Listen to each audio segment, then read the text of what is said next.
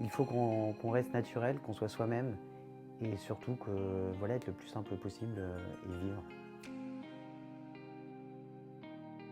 Alors, bonjour, je m'appelle François Régis, j'ai 40 ans et j'ai un Sturge-Weber. J'ai été diagnostiqué à la naissance.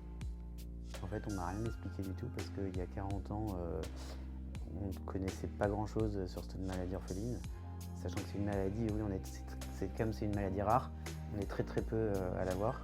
À l'heure actuelle, je pense qu'en France, on doit être 30, grand max 40. Suivant où est situé l'angiome, si c'est sur le crâne et tout ça, il peut y avoir des problèmes de crise d'épilepsie ou la vue, si ça touche aussi au niveau de la vue. Et donc pour ma part, moi j'ai pas de crise d'épilepsie, mais ça touche ma vue, donc je suis amblyopes, j'y vois que d'un œil.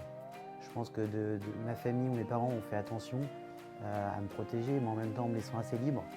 Et du coup, dans une ambiance familiale où j'étais poussé, j'étais boosté à faire des choses. Et du coup, c'était pas forcément un frein dans ma vie de tous les jours. En fait, moi, ce qui a été le petit déclic, c'était ça, c'était de tourner en dérision, faire des blagues et en jouer. Mon handicap visuel qui n'est pas visible est devenu une force puisque c'est devenu mon boulot et que je suis photographe.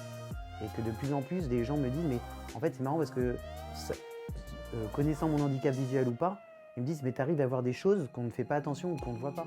Je crée des liens avec des gens je pense que jamais se serait passé comme ça normalement. Et là même, j'ai sympathisé avec une fille, Justine, qui a du vitiligo, voilà, qui est plus jeune. Et du coup, en fait, on se donne des coups de pouce, on se dit, bah voilà, on se soutient.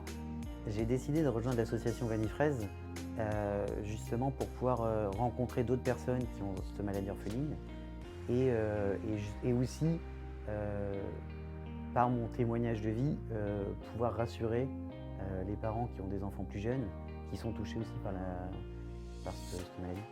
Je pense que le vrai handicap, c'est le regard des autres qu'ils portent sur nous.